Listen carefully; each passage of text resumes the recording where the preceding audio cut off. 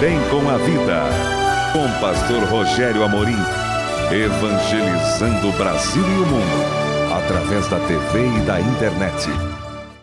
Que bom poder estar com você novamente, uma semana toda, sempre juntos, dando graças a Deus pela vida, celebrando a vida, apesar das dores, das perdas, das frustrações, muitas vezes, nós só temos motivos e razões para agradecer a Deus. Então que essa semana toda, né, de domingo, né, a gente pensa que a semana começa na segunda, né, mas a segunda já está no nome, é a segunda, né? Essa semana toda que seja uma semana assim muito abençoada na vida de todos. E eu estou aqui justamente para convidar vocês, porque nessa Semana das Mães, né, e nós desejamos o melhor de Deus para todas as mães. Mulheres verdadeiramente heróicas, né? Não vou nem enumerar os seus heroísmos, porque só o fato dela ser mulher, dela ser mãe, dela ser esposa, dela ser cidadã, de ser dona de casa, muitas ainda ajudando no sustento da casa, no seu trabalho, tudo mais, tudo isso faz delas pessoas muito especiais, né? Então, nessa Semana das Mães, um abraço, um beijo e a bênção sobre suas vidas, sobre suas famílias, né? Nesse domingo, né, as homenagens às mães, né, esse domingo, dia 13, né, a homenagem às mães, com a administração da ceia de manhã e de noite, né. Nessa terça-feira, dia 15, o início da maior cruzada dessa igreja, que dura 5 meses, 21 noites de terças-feiras, 21 semanas de Daniel. O tema deste ano é: quem sabe o que planta, não teme a colheita. Tudo o que o homem semear, isso também ceifará. Então vamos caminhar agora desse dia 15 de maio até a última semana de setembro, atravessando esse inverno que dizem vai ser bastante rigoroso em Curitiba, não é? Tomara que não. Mas se vier, nós estamos preparados. Já se vacinou? Vai lá, porque é mentira. Vacina não mata velho, não. Se matasse, eu já estava morto há muito tempo, né? Mas venha estar conosco nessas noites de terças-feiras, de agora até, como eu disse, final de setembro, né? Nesta sexta-feira, uma vigília sobrenatural. Todo ano nós fazemos isso. Essa é a 5ª vigília de clamor pelo Brasil. Ano passado trouxemos o Davi Sasser, foi uma vigília espetacular. E este ano estamos trazendo, nessa sexta, dia 18, André Valadão. É outro moço, muito gente boa, muito simples, muito amigo do meu filho, inclusive, pastor Rodrigo, né? Então vai estar conosco, estão morando hoje em Orlando, ele e a Ana Paula, né, Valadão. Mas são gente muito simples, muito usadas por Deus. Só que tem esse detalhe, avisando desde já, né? Não é porta aberta não, é contadinho.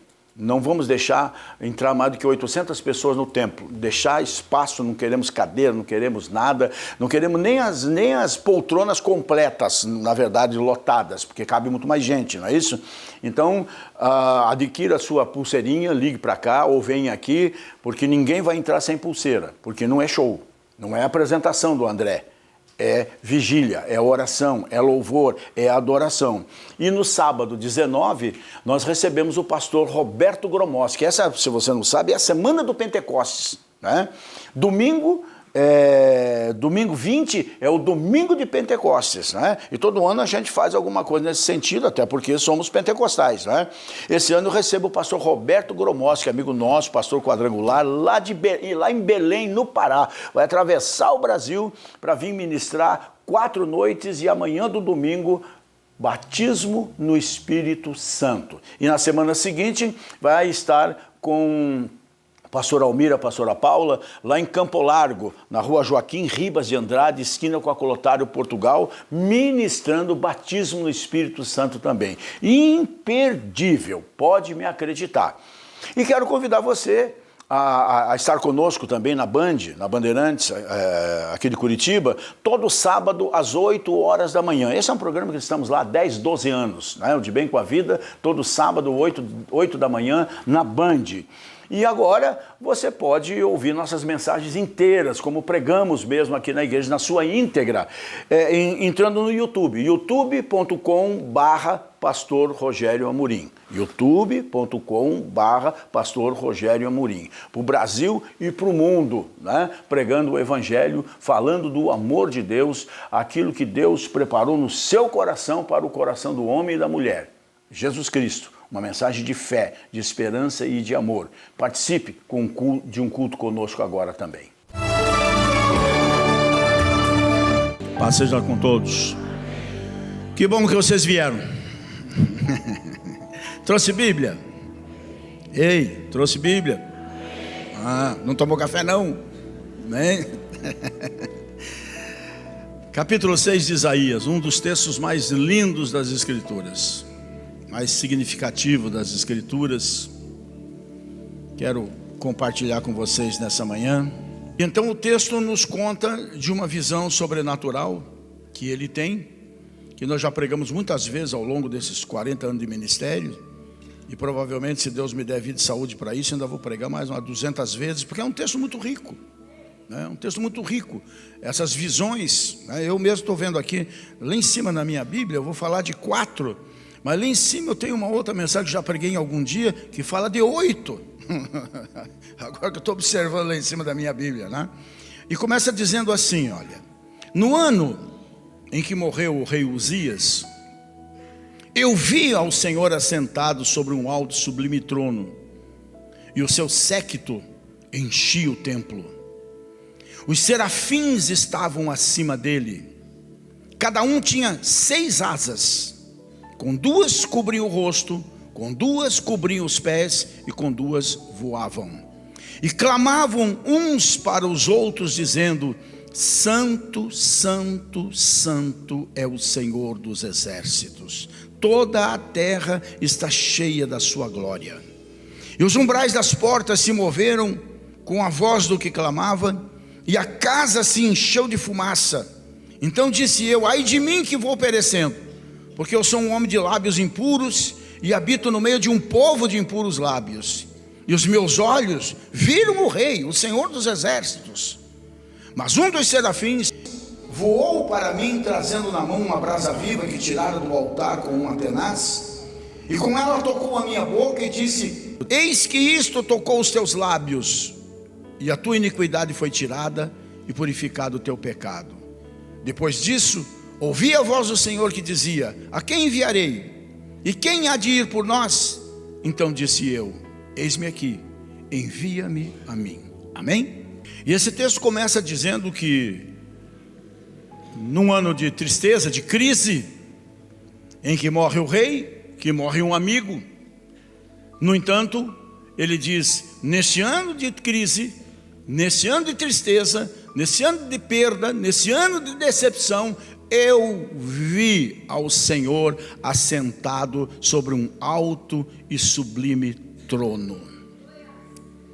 Isto é uma coisa que você tem que botar no seu espírito toda a sua vida, mas especialmente quando atravessamos momentos difíceis como estamos atravessando hoje como brasileiros.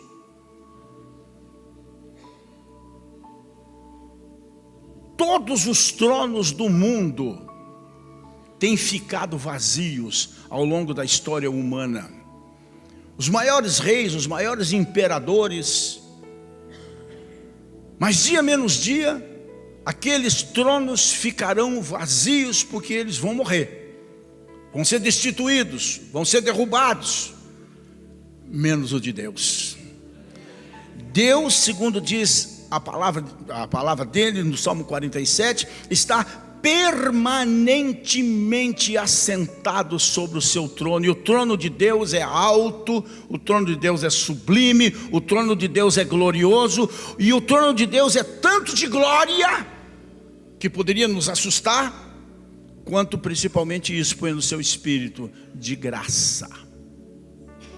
Ele não está assentado no seu trono para dizer: eu que mando aqui, todo mundo cala a boca, fica quieto porque eu sou o cara. Não, não é um trono só de glória, de imponência, de majestade. é acima de tudo um trono de graça, ao qual você pode recorrer em todo e qualquer momento da sua vida, principalmente nos momentos mais difíceis, não é? Por isso não podemos e não devemos desistir, apesar de tudo isso. Não podemos vacilar na nossa fé,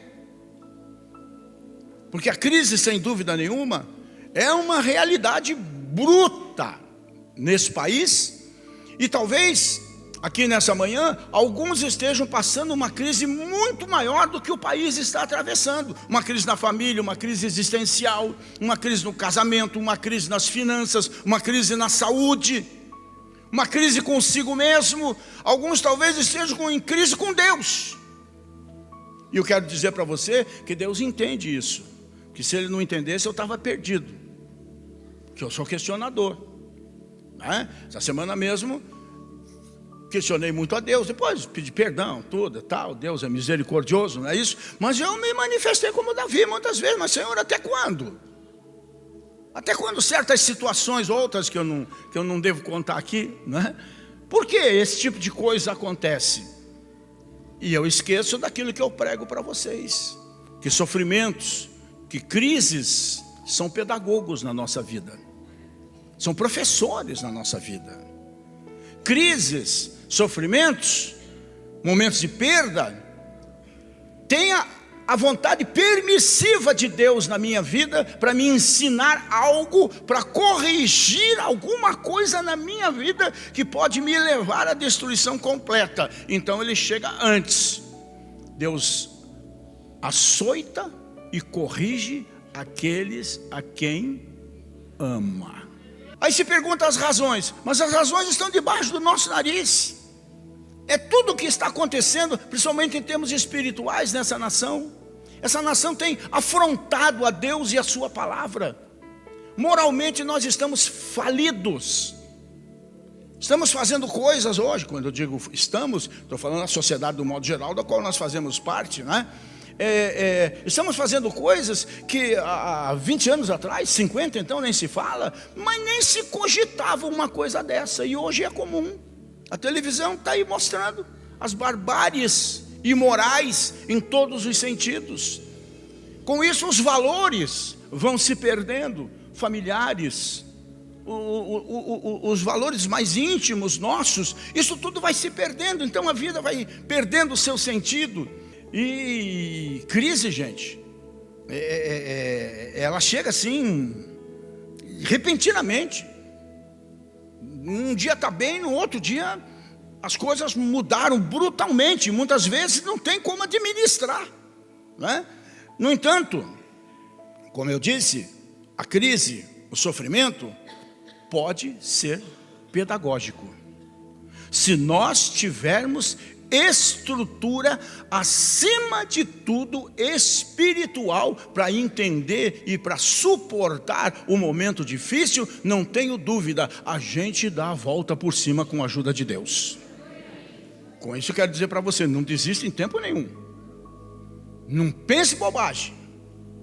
Deus continua no seu trono. Talvez a coisa fugiu do teu controle. Tem filho de Deus aqui? Então a coisa não fugiu do controle do seu Deus. Calma, calma, calma, você vai colher. Você vai ter o seu tempo de vitória.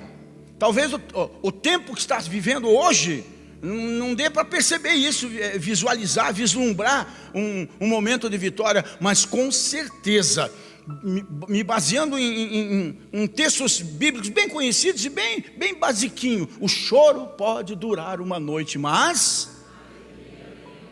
a alegria vem pela manhã. Mas sem dúvida a crise é uma encruzilhada, pode tornar-se então a estrada da vitória ou a estrada do fracasso, não é isso? A grande questão é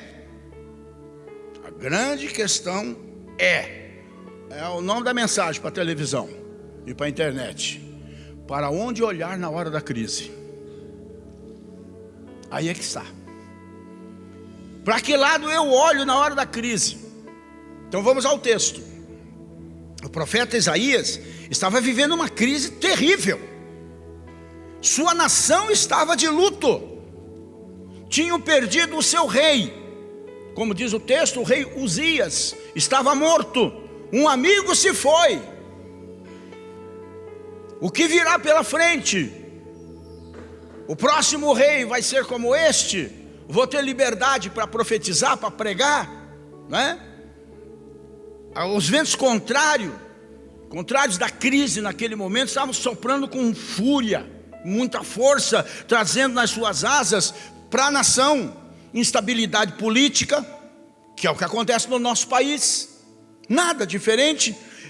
Instabilidade econômica, nós estamos ferrados, gente, em termos de Brasil, estou falando, né? Instabilidade econômica, e também a pior delas, que é o que está afetando demais esse país, que é a instabilidade moral. Sem querer dar uma de moralista, mas o que está acontecendo no nosso país há muito tempo já extrapolou todos os limites aceitáveis de bom senso. É uma barbárie o que está acontecendo. Mas o pior de todos ainda, pior do que a instabilidade política, econômica e moral, é uma outra instabilidade implantada nesse país, infelizmente, por esses regimes, essas ideologias anticristãs, que é a instabilidade espiritual. A instabilidade espiritual é o que está acontecendo nesse país. E lamentavelmente, olhando para a televisão, nós vemos aquilo que podia ser a esperança para o povo, tipo igrejas evangélicas, ou pelo menos pretensas evangélicas, fazendo coisas absurdas, né? E nesse momento então, Isaías teve a mais importante experiência da sua vida. Se nós abordamos 4 áreas de instabilidade terríveis produzidas pela crise, por outro lado, Isaías olhou em 4 direções distintas. É só olhar para o texto que nós lemos. Primeira coisa,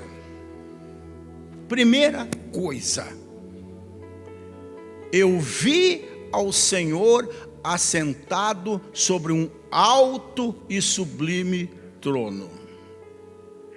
Ora, se é um alto e sublime trono, eu tenho que olhar para onde? Para cima. Lógico. Na hora da crise, na hora da luta, na hora da dor, na hora da perda, na hora da frustração, na hora da traição, na hora da ingratidão, na hora da dor, de um modo geral, seja lá onde ela nos ataque, não olha para os teus pés. Levanta a tua cabeça. Elevo os meus olhos para os montes, diz o salmista. De onde me virá o socorro? O meu socorro vem do Senhor que fez o céu e a terra. É nisso que Isaías pensava. Entrou no santuário e viu Deus assentado num alto e sublime trono. Como nós aqui nessa manhã, numa visão aberta, ele viu Deus assentado num alto e sublime trono.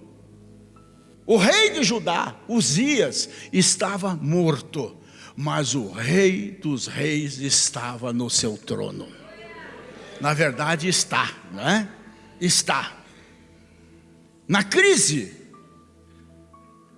precisamos olhar para cima, precisamos olhar para Deus e entender que Ele está no trono, Ele é soberano, Ele é santo, e diante dEle, como está escrito, até os serafins cobrem o seu rosto. E só por curiosidade, você vai ler a Bíblia inteira e só vai ver essa referência a serafins aqui 2 vezes. Somente aqui nesse texto que nós lemos, 2 vezes você vai ver. Não vai achar serafins na Bíblia em mais lugar nenhum. Me vem a lembrança que pode estar tudo descontrolado aparentemente, mas Deus continua com as rédeas da história nas suas onipotentes mãos. Então eu não tenho que ficar me preocupando. Eu tenho que orar, eu tenho que me colocar minha família e vocês, que eu faço todo dia, toda manhã eu faço isso, coloco vocês nas mãos de Deus e descansar do Senhor. eu me lembro sempre que eu preciso olhar para o céu. Eu não tenho que olhar para Brasília, eu tenho que olhar para cima. Ou seja, não tenho que olhar para baixo, eu tenho que olhar para cima. Eu tenho que olhar para aquele que resolve. Como eu disse, quando os tronos da terra ficam vazios, precisamos saber que o nosso Deus está no trono e que Ele reina sobre tudo e sobre todos. E que algumas coisas são permitidas. Onde é que está Deus que não está vendo isso? Está vendo sim. Ele está permitindo certas coisas para corrigir certos rumos. Segundo ponto. Na crise nós precisamos olhar também em volta, gente. Nós temos que olhar em volta. Isaías viu sua nação toda rendida ao pecado, né? A violência. Você vai lendo os textos. Em seguida, você vai ver que a violência, a embriaguez, o adultério, a idolatria, né, tinham tomado conta do povo. As cidades estavam sendo construídas com sangue, gente. Os vícios mais terríveis para a época, né, estavam destruindo, corroendo os valores morais do povo, que de uma forma desavergonhada se entregava à imoralidade e a toda sorte de linguagem obscena. Vocês pensam que isso que nós estamos vivendo hoje em dia, em termos de moral ou de imoral, isso é coisa nova? É nada, gente. Lamentavelmente já houveram períodos da história muito piores. Não esqueça que já houve uma Sodoma, uma Gomorra, um Império Romano, que foi muito pior do que nós estamos vivendo. Mas isso não serve de desculpa, né? A verdade é que então Isaías, profeta corajoso, usado por Deus, ele traz um diagnóstico a respeito da bandalheira moral que a nação tinha caído e lamenta com um profundo ai. E os gemidos do profeta são ainda os nossos lamentos nos dias de hoje. Nós temos muitos ais por nosso país, por nossa igreja. Quando eu digo nossa igreja, eu digo ai quadrangular também, claro, não está isenta disso, de erros, de pecados, infelizmente, né? A realidade à nossa volta não é diferente. Os tempos mudaram, mas o homem não, né? A modernidade não aperfeiçoou o homem moralmente, muito pelo contrário. E infelizmente está ali. Eu quero muito que você participe dessa cruzada esse ano, 21 semanas de Daniel, 21 noites de terças-feiras. O tema vai ser este: porque tudo que o homem semear, isso também ceifará. Ou seja, quem sabe o que semeia, não teme a colheita. E o que está acontecendo nessa nação é produto de uma semeadura. Está se colhendo. Infelizmente, está se colhendo. Não é isso? Terceiro ponto, vamos atropelar um pouquinho aqui para dar tempo. Na crise, além de olhar para cima, além de olhar ao redor, a gente tem que ter o bom senso e a honestidade de olhar para dentro. Ô gente, não é só o Brasil que está errado. Eu também estou. E sem querer apontar o teu defeito, mas você também está. Em alguma coisa nós estamos errando. Em alguma coisa nós estamos pecando. Isaías viu não apenas os pecados dos outros, e é o que nós também precisamos entender. Tem muita coisa que acontece na nossa vida particular que é resultado de semeadura. E tem gente que quer colher onde não semeou, e não quer colher aquilo que semeou. Ô gente, não funciona assim. A gente tem que ter esse bom senso, essa honestidade, é isso? Então, Isaías não viu apenas o pecado da nação, mas viu os seus próprios. Então, quando nós se confessarmos os nossos pecados, uma condicional, se confessarmos os nossos pecados, Ele é fiel e justo para nos perdoar os pecados e nos purificar de toda injustiça. Mas começa em mim, é aquilo que eu sempre digo para vocês: ação e reação. Aqui é assim, funciona assim, com Deus funciona assim: ação, reação, seja em qualquer sentido, não é isso? Vamos lá para encerrar. A quarta visão de Isaías: na crise, nós também, e principalmente isso, não podemos retroagir, não podemos voltar para trás, não podemos nos acovardar, não podemos parar no tempo. Não podemos nos jogar nas cordas, como se diz. Precisamos olhar para a frente. Olhar para frente. E foi depois que ele foi purificado. Foi depois que o anjo tocou os seus lábios com a brasa viva do altar, que ele ouviu a voz de Deus, recebeu o seu chamado e colocou-se à disposição para atender o que Deus ordenava que ele fizesse. Quem enviarei? Quem há de ir por nós? Então ele disse: eis-me aqui, Senhor. Agora eu estou pronto. Envia-me a mim. Então, gente, o mesmo Deus Santo que está no trono é o Deus que nos purifica do pecado. Então, a mensagem de Deus, principalmente através do nosso testemunho pessoal, como diz também em Isaías no capítulo 55, esta palavra não vai voltar vazia. Ela produz vida naqueles que a escutam, que a atendem e, por outro lado, terrivelmente, sentencia à morte aqueles que a rejeitam. Então, irmãos, está atravessando um momento de crise? Olha para Isaías, olha para o Deus de Isaías, olha para a visão que Isaías teve. Ele olhou para cima e viu Deus assentado num alto e sublime trono. Todos devem ter o direito de ouvir a mensagem da cruz. 10ª Igreja do Evangelho Quadrangular. Desde 1963, transformando vidas, oferecendo à comunidade Instituto Teológico, Faculdade Teológica, Escola Bíblica Dominical, reuniões especiais para crianças, juniores, adolescentes, jovens, mulheres, homens, meia-idade, tratamento para casais e cultos diários. Venha fazer parte desta grande família. Quadrangular Ecoville, Rua João Dembinski, 172, Campo Comprido. Fone 41 3373 4748. Eu espero você e a sua família para virem conhecer esse ministério da Igreja do Evangelho Quadrangular em Campo Comprido, Ecoville. E eu tenho certeza, vocês vão receber muitas mais bênçãos para as suas vidas.